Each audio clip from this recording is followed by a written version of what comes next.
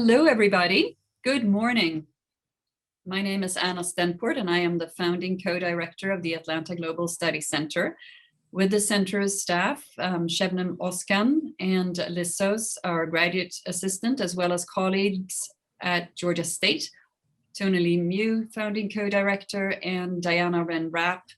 We are incredibly happy to invite a distinguished group of panelists to a discussion on expanding the peace education landscape and network in the greater Atlanta region. So this is this program is recorded, so everybody knows. And the Atlanta Peace Education Initiative has been going for about a year and a half now, and it's an effort among a number of institutions in the region to expand peace education and research around peace building.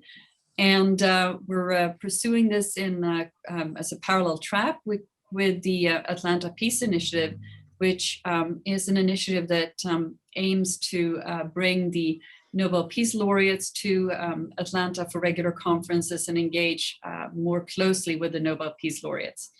The Peace Education Initiative really focuses on thinking about innovative ways to integrate peace education across the entire educational landscape, from all the way from K-12 through university and into lifelong learning and professional education and so forth. And today's event is really meant as to be a conversation, a collaborative, learning event and brainstorming event about how we can continue to build on the wealth of expertise that we have in the region and begin to think about next steps for strengthening those connections. So among our distinguished group of panelists today, we have representatives from Kennesaw State University, from the University of North Georgia, from Agnes College, from Georgia Tech, and from the University System of Georgia Board of Regents. So the topics of discussion today include curricular trends, student learning outcomes for peace education, private sector careers and professions for the future, and how we can link peace education to the United Nations Sustainable Development Goal number 16, peace, justice, and strong institutions. And the Atlanta Global Studies Center Annual Symposium, of course, focuses on advancing the SDGs writ large. So our speakers today, we're going to start with our representative from Kennesaw State University, Dr. Joseph Brock, Director of the School of Conflict Management, Peace Building and Development. We'll then move to our colleagues at the University of North Georgia. That is Renee Bricker, Professor of History, Yi Deng, Associate Professor of Philosophy, and Michael Pruhl, Associate Professor of the Mediterranean World and Anthropology and Philosophy, also at the University of North Georgia. From there, we'll go to our colleague at Agnes, and that is Christine S. Cossens, who is a Professor of English and also Vice President for Academic Affairs and Dean of the College. And we'll conclude with our Georgia Tech colleague, Professor Michael Best, in the School of International Affairs and the School of Computing, and who also serves as research director for Georgia Tech's Shenzhen Institute. So our speakers have prepared remarks, and after Michael Best, we'll go to our colleague Jose Perez, who is a member of the Board of Regents at the University System of Georgia. After our speakers have delivered their remarks, we'll open it up for questions, conversations, and so forth. And I encourage everyone to really use the chat function here and share your thoughts, your suggestions, your questions, and we'll integrate those into the moderated conversation after the presentation. So with that, I will turn it over to our University of North Georgia team, to our Kennesaw State team. So that's Dr. Brock. Please go ahead, Dr. Brock. Thank you. Well, good morning, everybody. It's nice to see some familiar faces and great to be with you this morning. I'm going to go ahead and share my screen so that you can see my slides. All right. There we go. Can you see those okay? Okay, very good. So I'm at Kennesaw State University, and we have a specific school of conflict management, peace building, and development. Our school has a master's program, a PhD program, and a Center for Conflict Management where we do a lot of training, including training people that will be registered neutrals with the Georgia Office of Dispute Resolution. And Robbie Lieberman was going to be the person presenting this morning, but unfortunately couldn't make it. And so I'm here, and I'm sure Robbie would have done a great job. I'll try to do justice to what we do here at Kennesaw State. One of the areas that I wanted to mention, and this was in an earlier communication, areas of research were focused. There are a number of us here at the School of Conflict Management, Peace Building and Development that are focused on information and communication technologies for development. And this does relate to the Sustainable Development Goals, the United Nations Sustainable Development Goals. And I know that I'm assuming Mike Best will get into more detail about this, and because he's got a team of people doing it as well. It's something that I'm trying to get our school to focus more substantially on, and one that we have a number of students who are actively working on this, as well as one who's recently graduated, who's teaching in the Peace Studies program, the undergraduate Peace Studies program at Kennesaw State, that's part of the Department of Interdisciplinary Studies. Now, why would a school like ours that started out with conflict management as a main focus also branch out into development? Well, I had read a number of years back that for every one job in peace studies or peace building, there were 40 jobs in development. And I'm talking about in the international humanitarian space. However, when I went to the website yesterday or the day before of LinkedIn, this is what I found in terms of the number of job openings in different areas. I was rather surprised to see that conflict resolution was so robustly shown.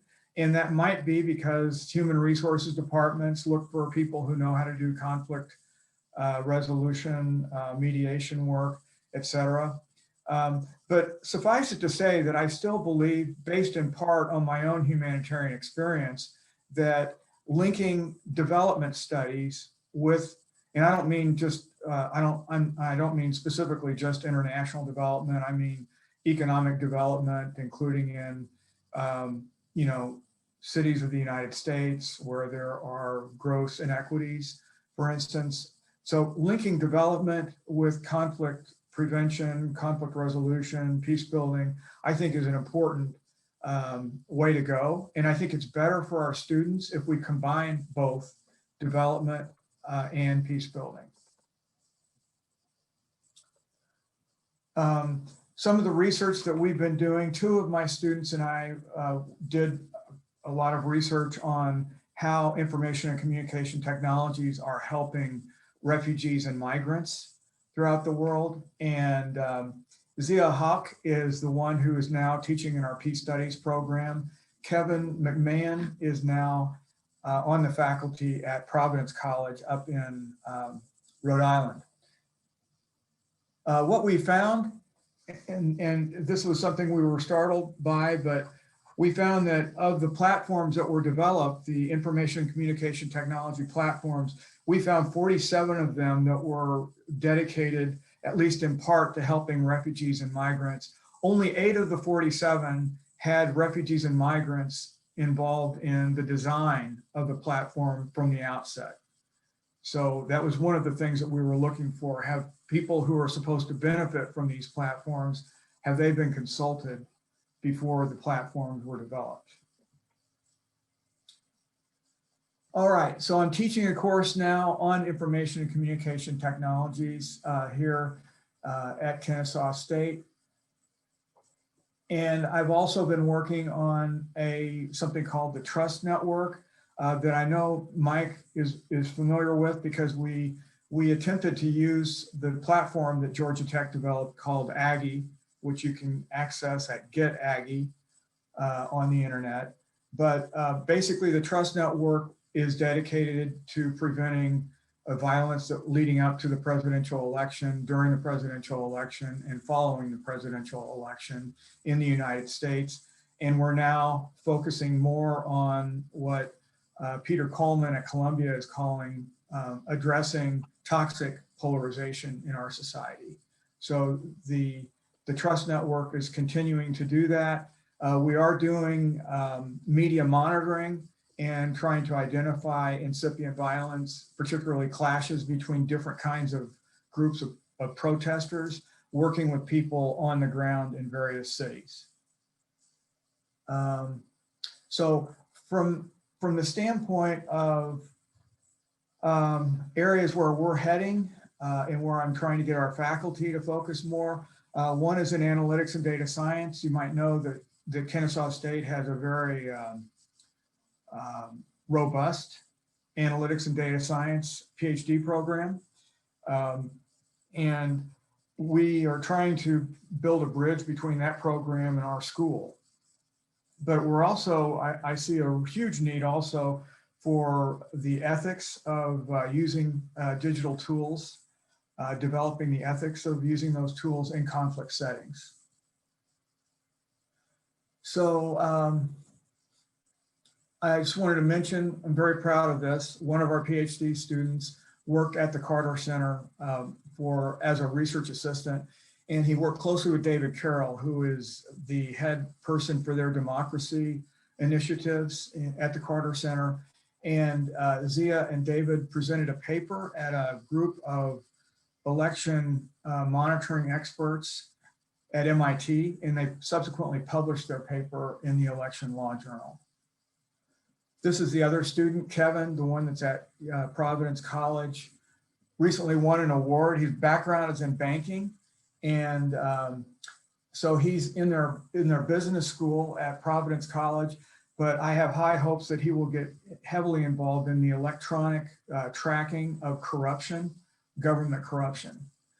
His dissertation topic is on Ukaguzi, which is a application of the digital mapping platform that was developed in Kenya for election monitoring. He actually spent time with the Ukaguzi team in Kenya during the last election cycle in Kenya, the presidential election cycle. So now I'm trying to get him to write up his results for his dissertation. He's coming along, but we still have a lot of work to do. Anyway, that's all I wanted to cover today. I do see great possibilities for collaboration, but I'll hold my remarks for later on. Thank you very much.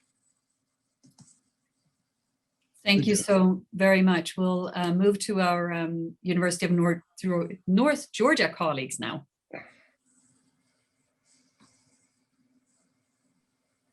Sorry, I had to unmute. I'm going to share my screen. My name's Renee Bricker. I'm going to share my screen so you can see the slides. Better?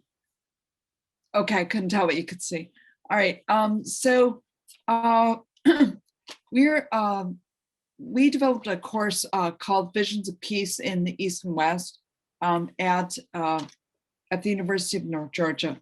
And it is with funding from the National Endowment of the Humanities that we were able to create the course to examine the question of peace from the Enduring Questions program. And ultimately what needs to happen is you have to ask a question that is unanswerable. Because the University of North Georgia is also a military school, we felt that it was really urgent for us to examine what peace looks like, besides just not shooting people. So that was the underlying rationale for the course. From this slide, you can tell that what we're trying to look at is how peace is understood over time and across the globe, because everyone doesn't understand peace in the same way, and peace doesn't manifest itself everywhere in the same way. And then also to talk about and examine the differences between sustainable peace, what makes peace lasting, and what causes its interruption with conflict. So, am I doing the sources, Mike? Yeah, no, I am. So the course was designed, as Renee said, over a sort of chronological regional approach. And this is a selected list of Eastern sources. The top, actually, we started the course with a kind of primer of 20th century various famous authors on the topic of violence, because early on we understood, or we came to realize that students would be defining things in peace in terms of, in the negative terms of, but no shooting war, that kind of thing. And so these early authors, for the first week, we had them read and talk about.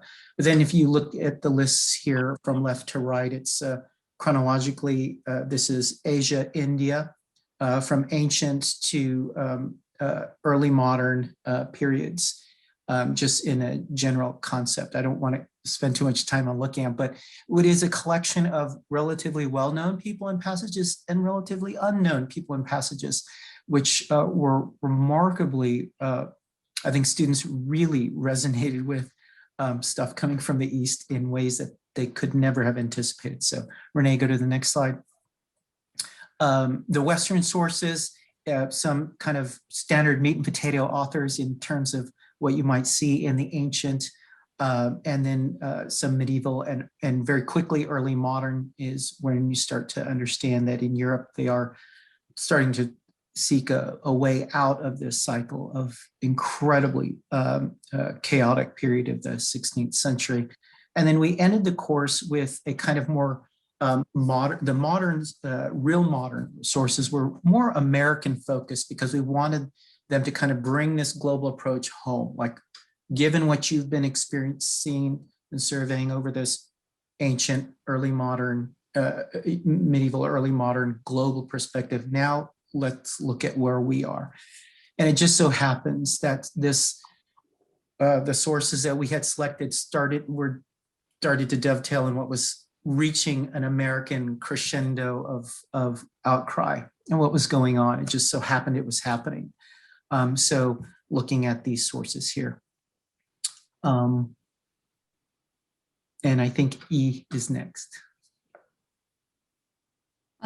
Over a semester, we ask a student to define the notion of peace. And the student's definition of peace at the beginning of the semester will compared in aggregate across the classes to determine large trends in their perception of peace. For the 5 classes over the 4 semester, 51 students out of the total 58 students had complete response for both the beginning and the ending of the class. This word cloud represents the frequency in students' literal response or paraphrase at the beginning of semester. You can see that the nonviolence is the biggest one, and the notion of no war is also very popular, relatively narrow definition of the peace. And Renee, we could move to the next one. And the second word crowd indicates the frequency in student response at the ending of the semester. And there are some changes indicate the student to define the peace in a more sophisticated way. And they kind of moving from the relatively narrow definition of peace and such as nonviolence and non-conflict, no war. They began to develop in more nuanced answer with a large number of descriptions, such as and the coexistence and state of equilibrium, and there's some. The answer also suggests the student tend to relate to the piece in a more personal way, and the phrase such as the contempt and safety and self-harmony and emerged during their definition of peace. also the idea of some notions such as the harmony, respect for others, and indicate some positive action for peace involve others' need beyond the simple survival. So I could move to the next one.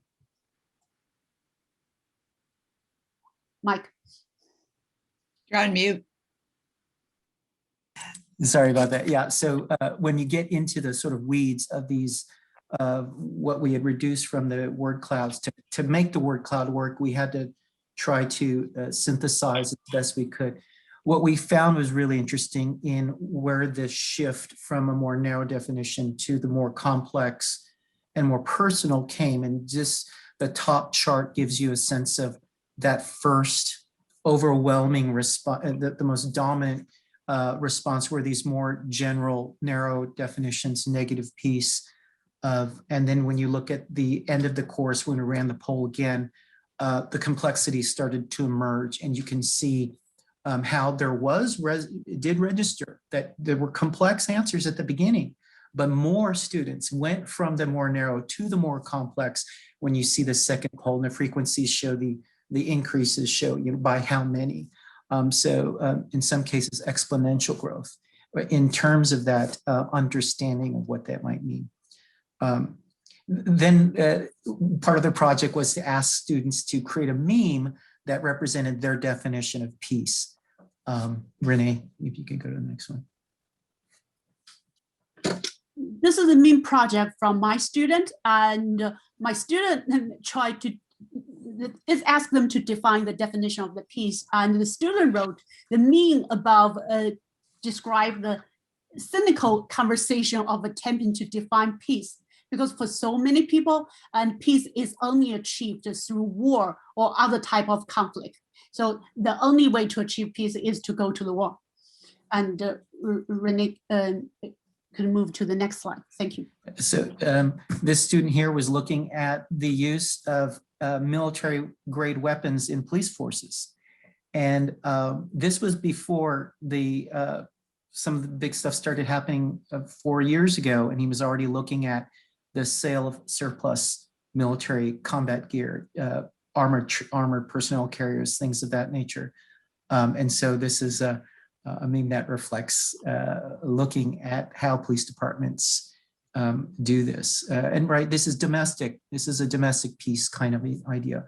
Renee, if you can go to the next one, we'll go through these more quickly. Sorry.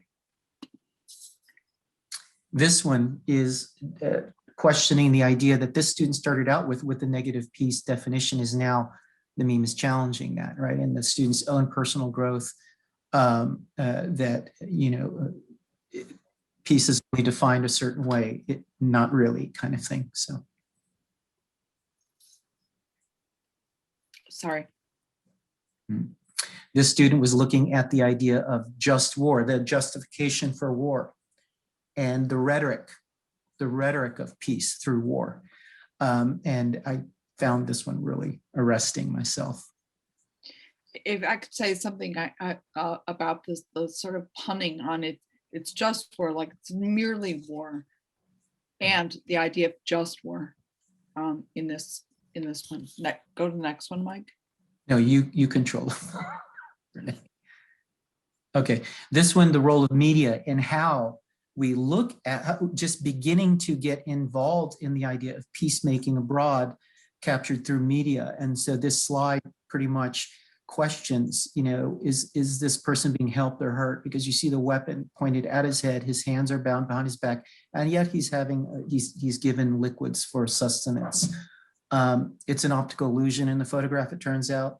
The wider scene is not what you think it is. So he was questioning the idea of how we intake information to then start the wheels of war or peacemaking, however, whatever we look at. So role of media, information gathering, how it's disseminated. And this one covers this idea of, by the end of the course, many people believed in world peace, but they didn't believe it could be achieved. But what they did do is they talked about what they could do. Their inner kind of transformation. I live in my corner of the world. I can be effective here. And so the student, when this class was talking about this, created this meme to reflect this irony in that notion that we know what we need to do, but we say we can't do it. And this one is a nice way to end it.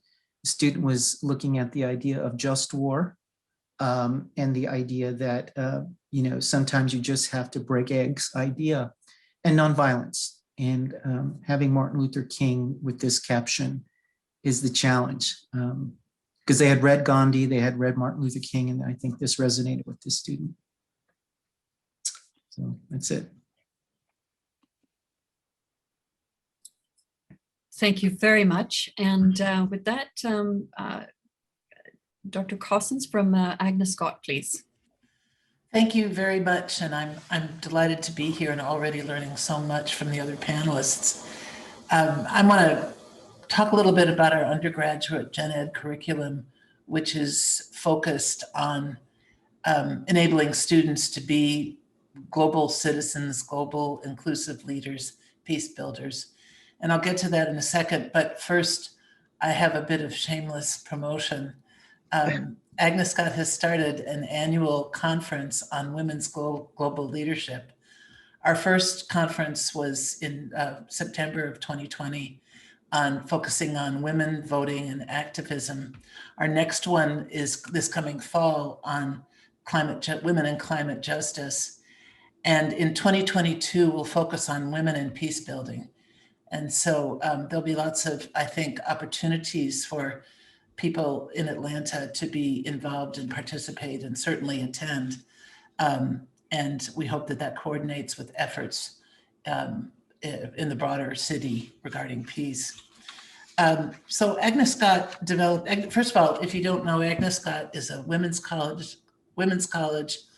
It's a very diverse college. We're a so-called majority minority college. We have 62% students of color, usually around 41% Pell eligible, a preponderance of low income families.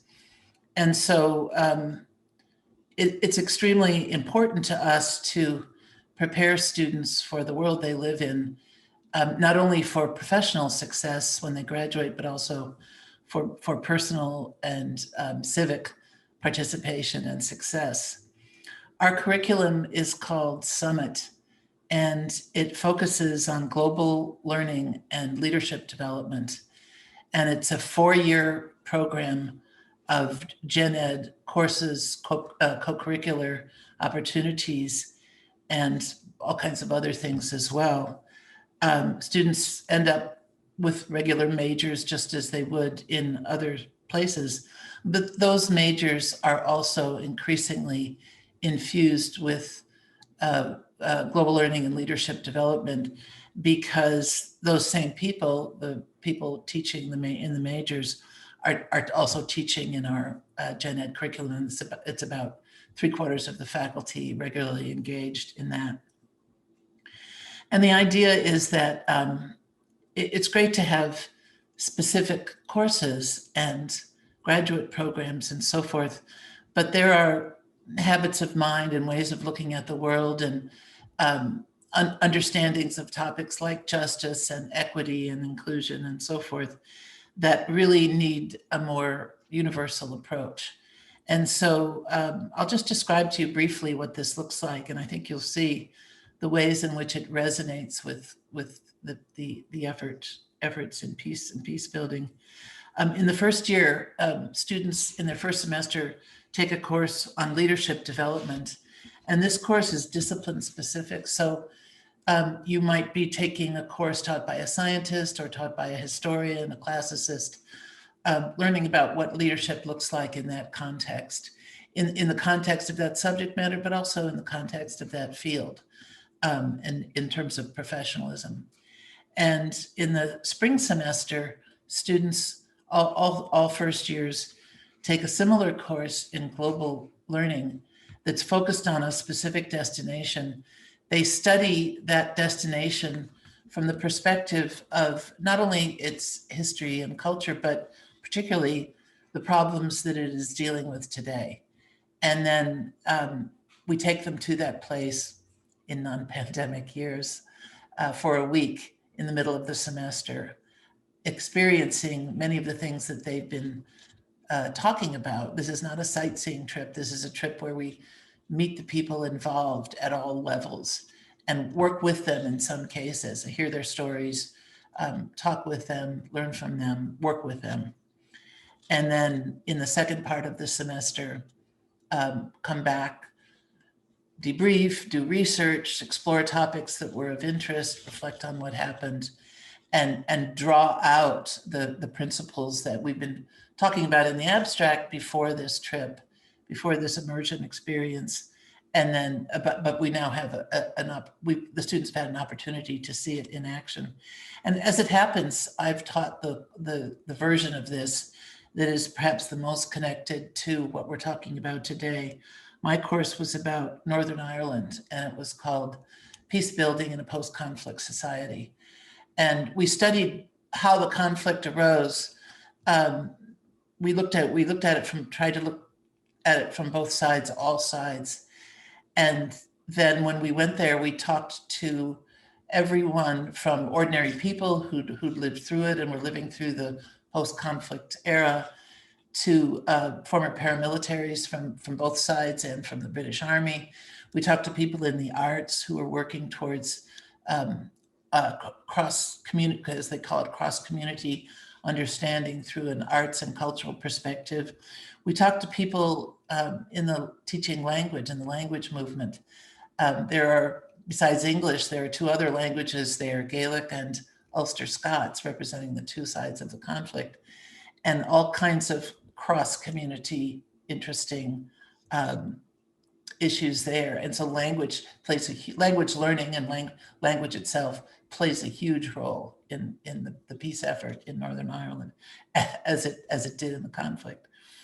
So and my version of this is very representative, I think, of what the others do. Some of them go to we've had these take place in Jamaica, Ghana, Morocco, Spain, the UK, Canada. We do a couple of domestic ones, particularly because we have students who can't leave the country. So we've taken groups to New York City, the Navajo Nation, the Sea Islands, etc. But the themes across these courses are the same, even though the destinations and the individual versions of these problems are different. We have throughout this program a commitment to social justice, equity, diversity, inclusion, and that's represented in the readings, the approach that we take, and all the work that we do. And this is made very, very real by the fact of the diversity of the campus community. Students then engage in other courses, hands-on courses throughout their time with us, and they're also required to take breadth courses, as you would in most liberal arts educations, but these are breadth courses that, with special training for the faculty, are emphasizing some of the principles that we have first introduced the students to in this first year. In their sophomore year, we have another immersion experience on the leadership side, which is also very relevant to this effort. It's called Scale, and it similarly does what the global immersion experience does. It immerses students in an experience for several days. They visit nonprofits, corporations, civic institutions, cultural institutions throughout Atlanta. They spend 3 days there with a cohort of a team of students, investigating how leadership plays out in those settings and how conflicts are resolved in those settings. And this is framed by an academic component at the beginning and the end. So like the global immersion experience, it takes the ideas from the classroom and looks at how they play out in the actual place that we're talking about, in the actual organization. We knew the students would benefit from this. We've been so excited to hear from our partners how much they benefit from it and how much they enjoy this and learn from our students. So that's been very powerful for us. The idea is that these are first year students, right? They're 18, 19, they're very young. And some people would say, oh, well, you know, we should wait till they're a little more mature to really get the benefit, the full benefit from these experiences. But we've structured them with an idea towards the students' developmental level. And the power of these experiences on them in their first and second year of college is something that really can't be equaled. We see transformations that are just astonishing. Even when I have students in Northern Ireland with me, even on the last night when we get together and hear from them, they feel very differently about the world. It's not too much to say, having had these encounters. And so I think the same is true in a different way for the students who work in in scale. So we hope we are building their capacity and their skills to be players in conflict resolution, in peace, in all kinds of related activities. Some will perhaps go on to do this in a very specific and professional way. We have interesting number of students going into graduate programs like the one that was described earlier, inspired by their experiences in these activities, in these experiences. But we also hope that they see that this is not just something that one does between countries or cultures. This permeates society and permeates life, and certainly permeates politics in the US today. So we think these are the skills that students need to succeed and thrive, no matter what profession they end up and no matter where they go. So just to conclude, the more recent addition to this is an emphasis again throughout 4 years on professional success and enabling students to translate what they understand and what they learn in Summit and in their majors to work, to professions, to careers, whether that is a job in the year after graduation or graduate school, professional school, something like the Peace Corps, some kind of year or 2 year long experience. And this is something that I think we've always done, we've always intended to do, but it is much more focused now and specific.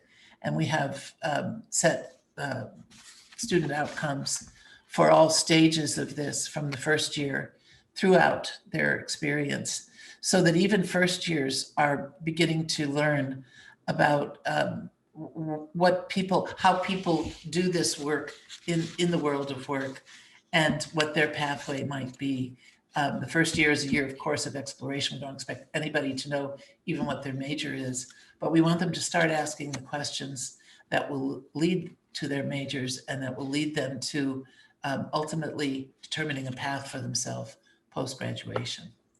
So thank you, and I'll look forward to questions.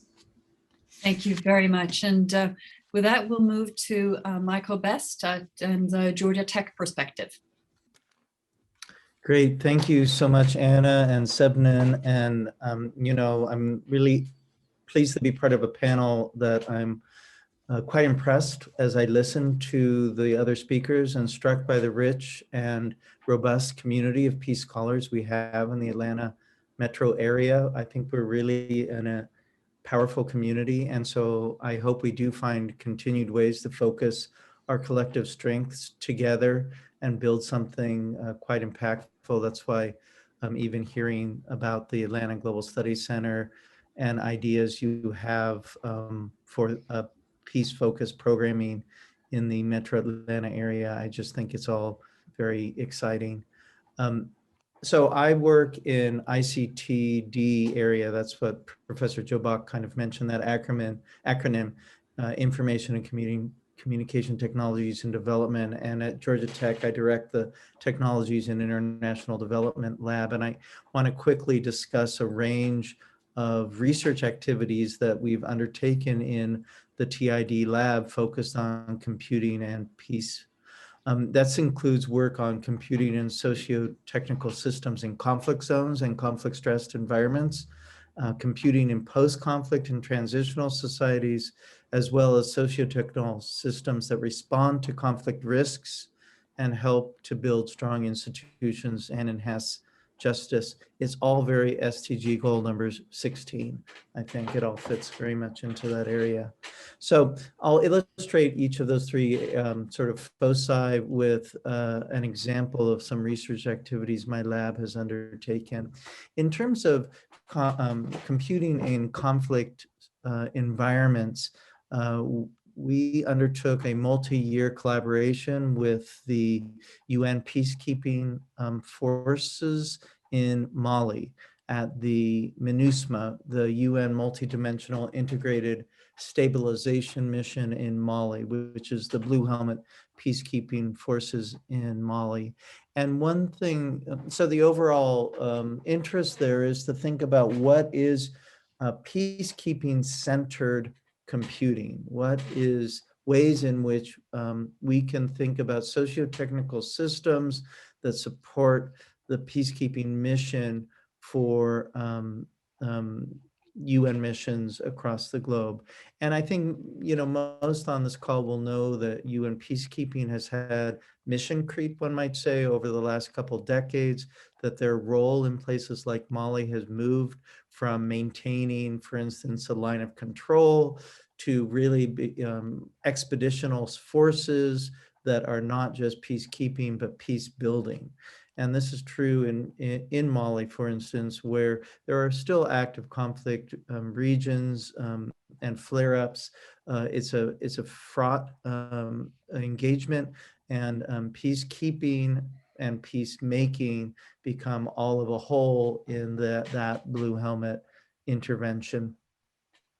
We focused on the main peacekeeping mission in Bamako, the capital, as well as their super bases in the north of Mali, Gao, Kidal, and Timbuktu, and spent time in all of those areas conducting focus group discussions and engaging using HCI, human-computer interaction methodologies, to ascertain the role of computing amongst the peacekeeping forces, both uniform and civilian, in the MINUSMA deployment.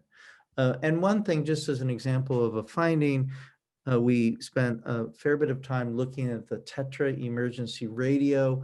These are, if you're not familiar, they're the big two-way radios that you might also associate with first responders, like emergency radios you might see with police or fire people, even in urban areas. These are emergency radios. And we spent a lot of time talking to the peacekeeping forces about their use of the Tetra emergency radio. That was one of usually 6 radios and phone handsets that a peacekeeper might have on their person at any one time. And, you know, even reflecting on hearing Professor Cousins just now about having a class on gender and women's issues and peace, one thing we found is that while about half of all male civilian and uniformed peacekeepers in Mali reported regularly carrying their Tetra radio, not a single woman informant reported that they regularly carried this core emergency radio with them. Even though the Mali mission remains a very dangerous environment, those bases and super bases are routinely mortared, And yet the core emergency radio, all women reported never regularly carrying it. And it's simply because the design of the Tetra radio does not meet with the needs of these female civilian and uniform peacekeepers due to cultural issues, due to the just realities of the clothing and dress of these peacekeepers and other design mismatches. And so clearly one finding out of this set of studies with MINUSMA is that the design of a peacekeeper-centered suite of emergency technologies that support peacekeeping has to include consideration of culture and gender and other components of the lived reality of these peacekeepers. I'm transitioning then to sort of what we've been doing in post-conflict computing and transitional justice. At Georgia Tech, we've had a very long-term collaboration with the Republic of Liberia, the West African country. That is a conflict-stressed country that emerged with a comprehensive peace accord about a decade and a half ago. We've had very sustained engagements and collaborative research activities in that West African country. This has included in particular a lot of work with what was then the Liberia's Truth and Reconciliation Commission, which when it was in operation, we collaborated with them on all of their digital and online materials. We essentially were the computing and digital partner to the Liberia TRC. At the conclusion of the commission's work, we took possession of their entire physical archive of papers, which is now housed in specially secured rooms at Georgia Tech.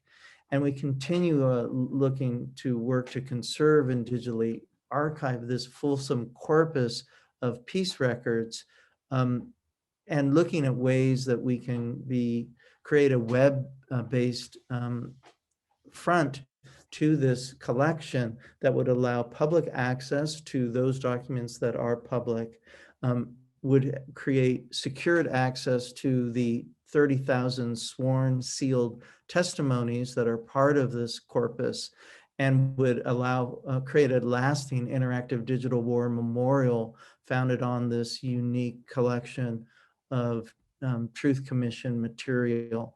So this is a series of collaborative activities we've had with Liberia, including now being the host to the TRC collection.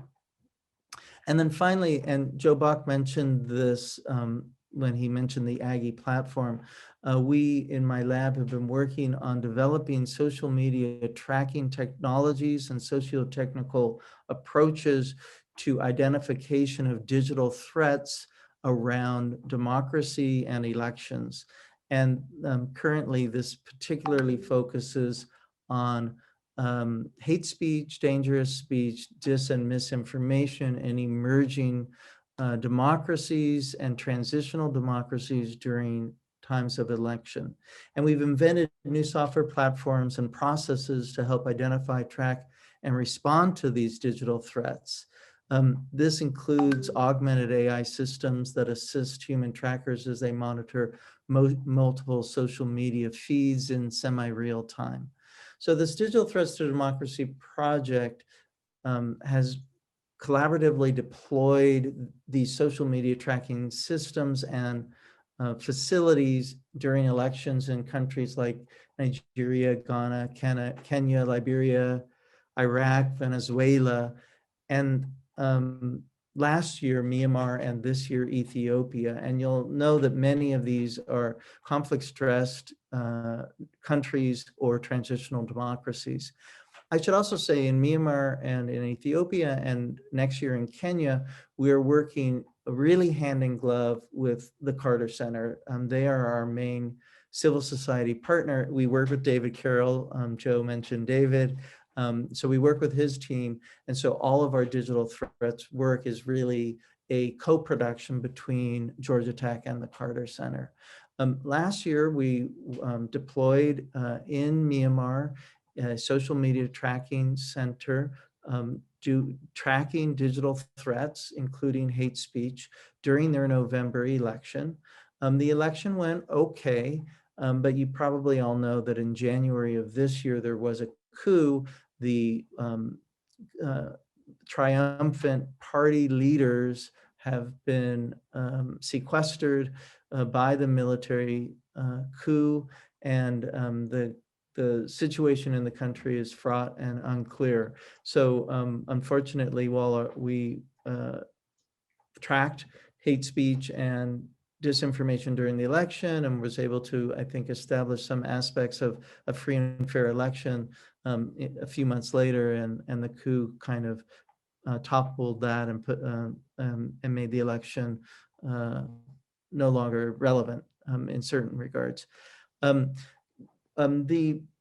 The pipeline, the escalation pipeline for the Digital Threats Project in Myanmar ended in many cases with Facebook. And I think I mentioned that because I think these social media platform private interests are actually very relevant to any work looking on conflict and digital threats in a digital context. And so in the case of Facebook, what would happen is that our socio-technical environment, the social media tracking platform, would identify incitement speech or hate speech over the Facebook platform, and would test the seriousness of this discourse over the platform, and ultimately would escalate it to the regional headquarters for Myanmar, which is the Facebook office in Singapore, for deranking or takedown of these messages. And it's an interesting pipeline that we terminated in the Facebook office in Singapore to sort of a black box that maybe or maybe not would respond. And so again, I just think there's a lot of important work to undertake to understand the role of these corporate interests around digital threats and digital conflict. So a question I have finally, frankly, is, and I'm going to shift from maybe the poetry of everyone else's conversations to a bit of prose. How do we fund this sort of piecework? And I'm asking that in particular because it's where I'm a little focused selfishly right now. So this work in Myanmar, where again, I'm saying the escalation endpoint was Facebook, that was work funded by Facebook, but they are, we had hoped they would re-up their support between the Carter Center and Georgia Tech this year, but they're now officially rethinking how they approach hate speech and disinformation. And our support is caught in their deliberations. What I'm just throwing out for a final kind of question is, well, who then might support this kind of work, and how we as a Metro Atlanta community might look towards support of our peace education and peace technology research programming, because I think, again, as I open, I'm profoundly impressed and enthusiastic about this community, but I do sometimes think resources is where the rubber sometimes hits the road. So I want to throw that out as a final question. So thank you so very much, and I look forward to the Q&A section. Thank you very much, Michael. And with that, we'll move to our final panelist, and Jose Perez, member of the Board of Regents. Thank you. Thank you. I am so impressed and truly humbled to be your leg man on this relay team. I'm not sure that I can add any value to the depth that I've experienced by listening to all the panelists. I am a businessman. I've been in corporate. I've been my own firm. I ran for 12 years. I'm an economist. I take the risk of saying that in front of so many individuals because I only have a master's degree. So but I became a very practical economist and and still continue to be so. Also, as a ball player, I tended to fill the gap. I was a better second baseman, but I wanted to play. So wherever there was a weakness, I said, I'll play. So after listening to all these panelists and the depth of understanding of this study, and I consider myself in this field as a very interested, uninformed individual about what peace really constitutes, is that I'm trying to offer the gap filler. In other words, how can I help you drive it to a meaningful way that can have more of a broad application as opposed to the depth that I've heard today.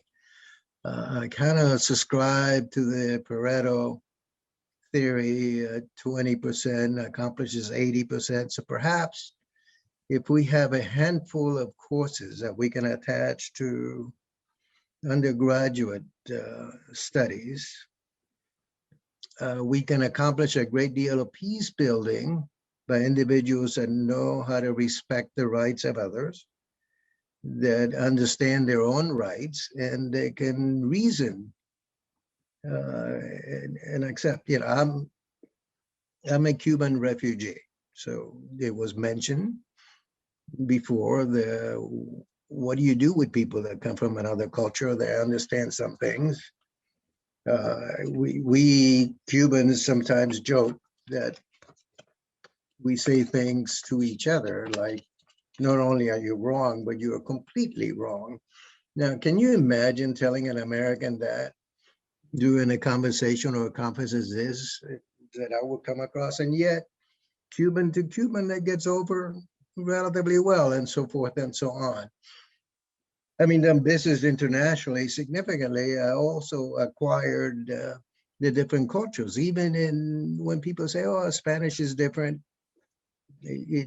It's mostly the same, actually. Spanish is more different within Spain than it is in Latin America. As you would imagine, having listened to Scottish people, how difficult it is to understand what they're saying. And often I would get in trouble even in English in England by saying things that are different from the American English. So what I wanted to do was have a set of slides that I don't have up, but oh, there you go. So next one then, please, next slide. Anybody? There you go. No, not yet. So I just wanted to bring you up who we are. Yes, I'm a regent. What does that really mean? You know, such a meaningful word. And so within the Georgia Constitution, the Board of Regents actually govern and control and manage the university system. We have 26 institutions, and there are 19 of us. So while I'm an advocate to try to help you, every single one of you, and I want to visit with you because I've been very impressed, I'm only one of 19.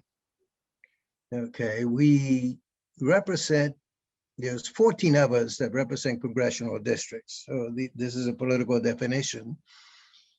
And 5 that are nominated or appointed by the governor as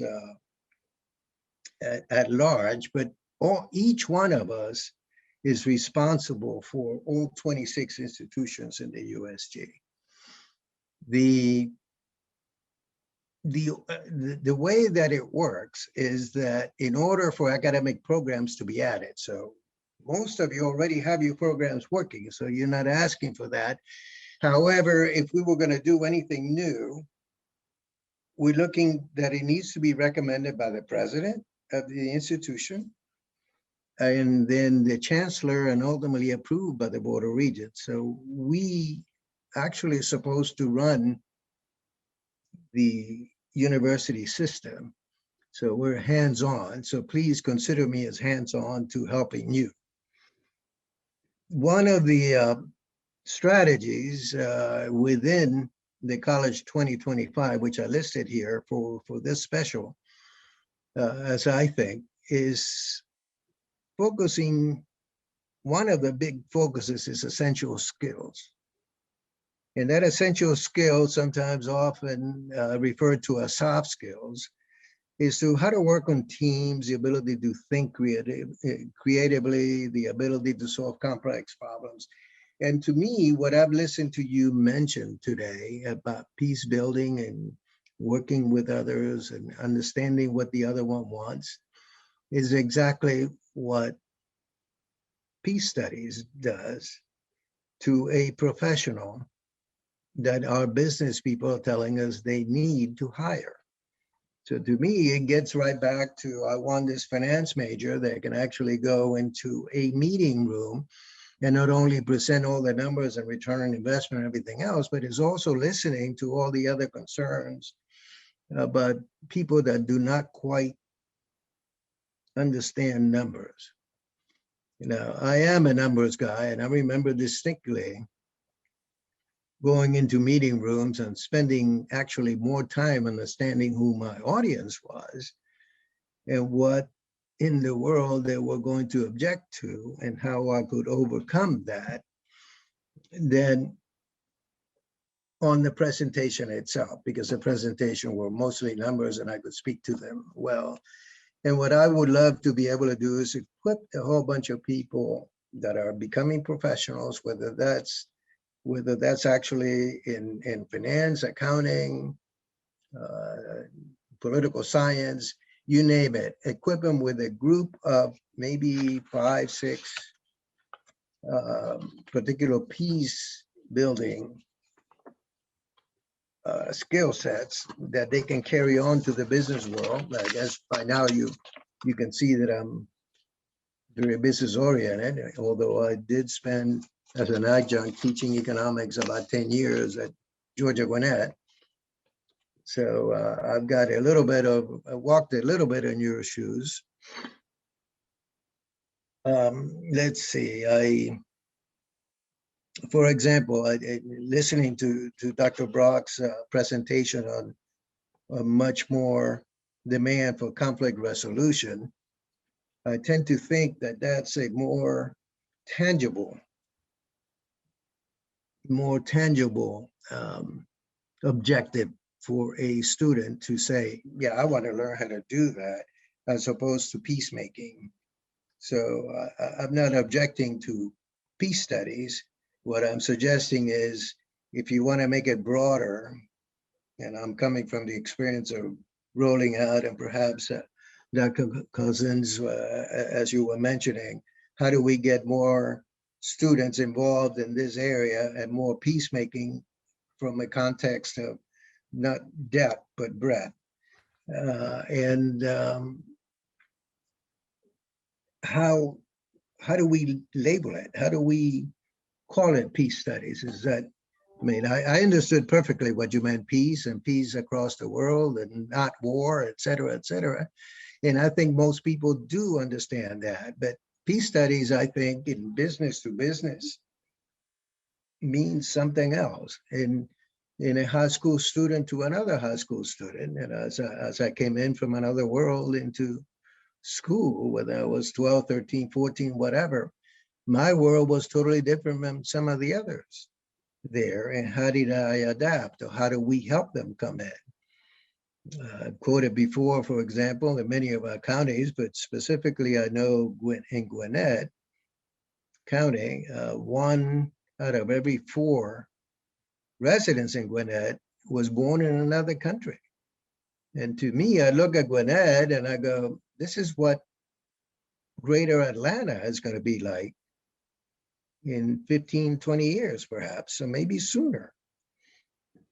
And the other interesting facts is that in greater Atlanta, we already have over 6 million people and growing.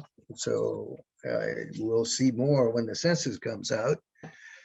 We're also like number 9th and 10th in both population as well in the US. And in the gross domestic product as well. So we are actually have a higher domestic product than a number of smaller countries that you're familiar with, and I jotted it down and I don't have it. Yep. We have a higher domestic product than Denmark, Finland, Norway, and Ireland. So we are big. We need to be more peaceful. I want you to count on me to be helpful. I want you to engage me in this peace effort, and I'll be happy to carry the water for you. Is that a good American saying? And with that, whatever questions you have on me, and we'll go into the question and answers. I'm hoping for more answers or questions, but let's see where we go. Thank you so much for having me. I truly appreciate it. I look forward to meeting you personally soon. Thank you, Jose. Thank you, all panelists. Greatly appreciate the depth and the range of the conversation. We've touched on different approaches. We've touched on different needs that extend well into our own metro region as well as internationally. We've addressed different methodologies and approaches.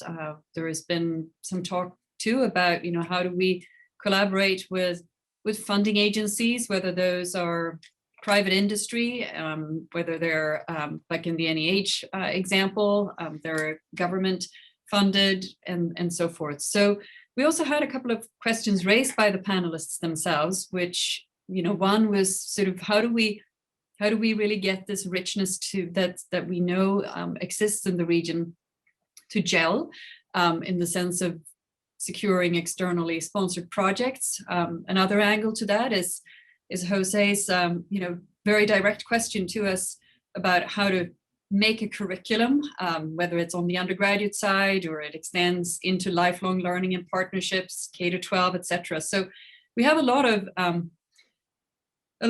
big sort of big conceptual areas that we've covered, but also some real nuts and bolts in terms of how to get ourselves organized and mobilized and so forth. And the Atlanta Global Studies Center is certainly more than willing to continue to take, be in a convening, collaborating role and so forth. But I would love to invite reflections from the panelists. I know for some panelists, this is the first time that you all meet with one another. And just in terms of, thinking about where you see some connections, maybe based in your own work, trends for the future, new vistas that have emerged from this conversation. Well, I just wanted to comment on what Jose mentioned regarding ways to get the idea of peace or conflict resolution more substantially into, I would say, undergraduate courses. I mean, it sounds like Agnes Scott's doing a great job with that. Yeah, fantastic job. I think some of the institutions like ours with our undergraduate peace studies minor, we're doing a nice job, but we're reaching, very few students. So one idea that we talked about the other day, Jose, is to try to get people in their mainline humanities courses, such as history, philosophy, to have components that are related to peace, conflict resolution, and that sort of thing. So since then, we've actually got a meeting later on today to talk about doing a training program for undergraduate professors and maybe even high school teachers to help them. Yes, I agree with that. Some of the issues that the students are facing. And for me, it's just helpful to look at it as toxic polarization in our society, because there's a desire to learn on the part of the students how to address these deep divisions that they're facing every day in their families, in their classrooms, in their churches, their synagogues, their mosques. I mean, it's deeply troubling to many of them. So that's kind of the angle that we're taking in terms of a workshop in works. So it's just an idea. We're Yes, getting it around now at this point. I agree with that. Thank you, Doctor. We're going to be looking forward. I'm going to be looking forward to meeting with you and rolling up my sleeves. I look forward to that. But I think the consortium could really help in a big way. And maybe this is something that could be done as a consortium where we bring in, you know, a lot of the faculty from the different, you know, colleges and universities and really get into some hands-on, like if you want to build a module on how to address toxic polarization, here's a, you know, kind of a mini curriculum to do that. You know, Peter Coleman, I mentioned him at Columbia, has written a book on it, and he's got a number of study tools for faculty to use. And I think that would be a good start. But I think doing this as a consortium would be a great thing. And I'm certainly happy to engage in that with others. I do think that the primarily undergraduate institutions are, they know a lot more. I mean, certainly they know a lot about peace studies at an undergraduate level. I think what Christine mentioned was impressive. And so I think we could learn a lot from each other. Yeah, I would agree. If I could add, forgive me for stepping in, but if I could add, I believe that the ARCH grouping of 19 institutions could be helpful. And I want to add, again, numbers guy, about 85% of the students in ARCH are USG students. But we should be able to establish reciprocity back and forth. I believe that you know, whether Kennesaw State does not really have to implement courses or new courses or hire new people or acquire new money, if already Agnes Scott is offering some of these courses, and we can establish that your student can attend those courses and get the value they want and still graduate from finance. Just a thought. Thanks. I'll invite Christine in. Yeah. Yeah, thank you. A lot of interesting ideas raised. I want to mention in terms of the funding question, and also related to that, just the broader involvement, the broader dissemination of these ideas and activities that I think both civic and corporate partnerships are really crucial and in different ways. Just to mention one thing, we are in a partnership with the city of Decatur as a Center for Truth and Racial Healing and Transformation. This is an AACU initiative. I believe Spelman also is doing this, and perhaps one of the other schools. And these kinds of, I think the city of Decatur was so eager and ready to work with us and to do this as part of their work in their community. And I believe that that's really important to connect what's going on in academia to the surrounding civic environment. On the corporate side, I think, as was mentioned earlier in the reference to Facebook, I mean, that's where the money is. There's foundation money and there's government money, but there's much more money in the corporate sector and a great appetite for this kind of work, I believe. And others who know this sector more can speak to that. But I think peace building, conflict resolution, these are ideal topics for the corporate world because they don't necessarily represent sides to the extent that some of the issues we're engaged in the US do.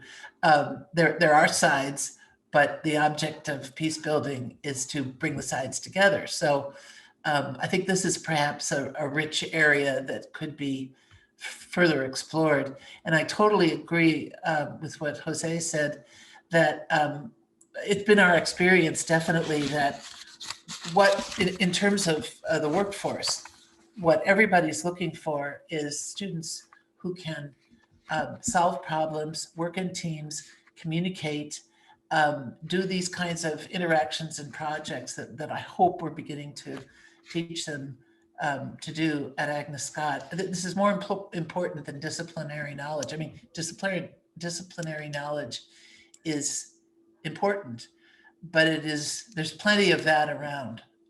What we also need to be thinking about are these basic skills is kind of a weak word, but you know what I mean when I say we want these students. They're not soft, by the way. We call them soft skills. These are hard things to do. We should call them hard skills. And this is this is the path forward, I think. I'll invite others to join in here too. So we have a couple of things going here. One is what we're doing through this process, and where the Atlanta Global Studies Center has been a convener, is also for us all to get to know one another, right? And that's in and of itself an aspect of sustainability and of strong institutions, which is SDG 16. When we're all working across, out on our satellites, in our own institutions, or in our own, moving in our own lane, that's not the most sustainable way to operate in a complex world that requires really multifaceted solutions to complex problems.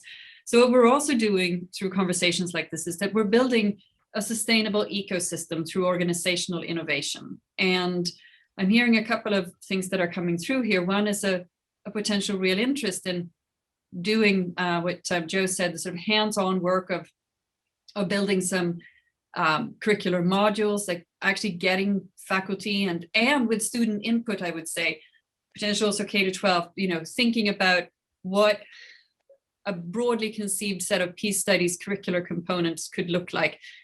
And they should include multiple methodologies and fields and so forth. Not only they should be including multiple perspectives. So that's one thing that I'm hearing, and I think that's exciting, and I think the time is right to do that kind of work in the near future. We then also have a sort of research aspect to it, right? Many of the institutions that are represented on the call today are also highly research active, and that goes back to Michael Best's query here on how to bring some of this together in a packet where Atlanta also shines, right? I mean, we could all, as individual researchers, we can collaborate with people all over. We don't have to collaborate at home, so to speak. But if we do, we're also bringing additional value to the region that speaks to peace studies, that speaks to sustainable, strong institutions, inclusive institutions, and higher ed as an anchor institution in the greater region. So to me, it's exciting to think about both the sort of meta, high level, and what could be some concrete outcomes. Michael, do you want to share some thoughts on what you think might be some of the ways to fund some of the work that you're interested in doing, or reflecting on what you've heard today? Yeah, thank you, Anna. I mean, in some ways, I feel like I'm just going to pile on because I agree so much with what I've heard already. First of all, I do really think that there is a great potential for us to think about collaborative curriculums and courses. Just speaking to what our strengths are, like at Tech, all right, I think we're really good at peace technologies, but compared to Kennesaw or Agnes Scott, or even what I'm learning about from North Georgia, which I have to admit I'm only learning for the first time today, I think, we just have nowhere near the strengths to conceptualize peace studies, to think about some of the theoretical frameworks, to have a range of experiences around gender and peace, or around other aspects. So that's just to say, we might be good in one thing, but we're nowhere near as good as Christine and Joe and other colleagues are in other areas. So there's plenty of ways in which I think we could come together. And I'm wondering even if we worked over the summer such that in spring term, we would have something that looked like some collaborative class. On the funding side, I was struck, I agree with Christine's comment that the companies have the money. It's not always easy to shake it from them somehow. I have a lot of experience with big tech and raising resources from them, and they are capricious, mercurial, temperamental, pick your word, but it's a lot of, it's a big time investment. But I do think that it's a requirement if we're going to really have the global impact that I think we're aspiring to. I do know that many funders, we recently spoke with MacArthur Foundation, and they said this very specifically, are looking for transdisciplinary and transsectoral partnerships, by which I mean, in the case of Peace Tech, something that combines social and computing sciences, and in sectoral wise, something that combines academia and civil society. And so, a couple of us have already mentioned the Carter Center. That's another example of an enormous strength that we have in the Metro Atlanta area of one of the world leading peace programs. They have, this extremely impressive peace program. And the MacArthur Foundation said quite explicitly, we don't want to just fund y'all university types. We want you to partner with civil society. And so those to me are kind of dream teams if we can kind of pull together from a scholarly vantage, social scientists with technologists, at least when we're thinking about peace technologies. I know that's just a particular sliver, but it happens to be my sliver, so that's what I'm speaking to. And with us as academia, with civil society, and of course in Atlanta, the Carter Center, the National Center for Civil and Human Rights, CARE, the King Center. There's quite a number of really world leading organizations that I think would be relevant. So I think there's a lot of opportunity, and this is a matter of us kind of seizing some of it.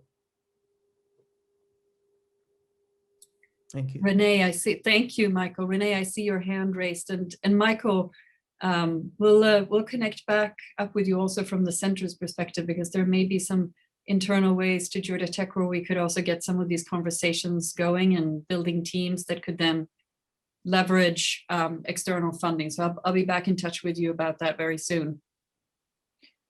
I'm very interested in Michael, what you had to say, and Joe too, about the consortium, and actually all of you in terms of working together. I want to know from all of you, how does one start that conversation at your home institution about broadening beyond our class in the College of Arts and Letters, our interdisciplinary class? How do we start that conversation to broaden participation or expand period, I guess? How did you all do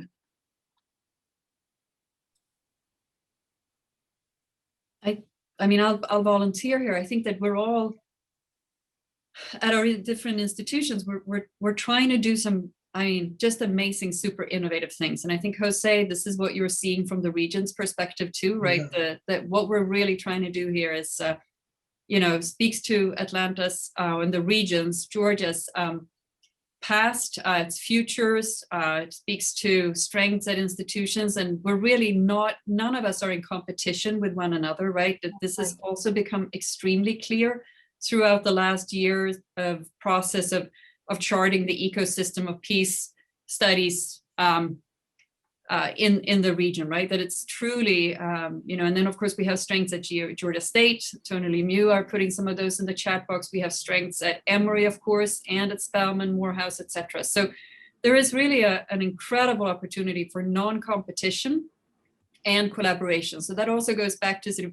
building a sustainable ecosystem that's based on the kinds of principles that Correct.